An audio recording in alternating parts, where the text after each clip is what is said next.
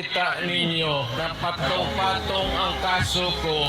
Sa totoo lang, ang balita ko may warrant daw ako pag matagal na yung hinahabol ng mga putang ina. Ano man ang kasalanan ko na ginawa ko man ang lahat sa panahon ko para may konting katahimikan at mapayapa ang buhay ng Pilipino.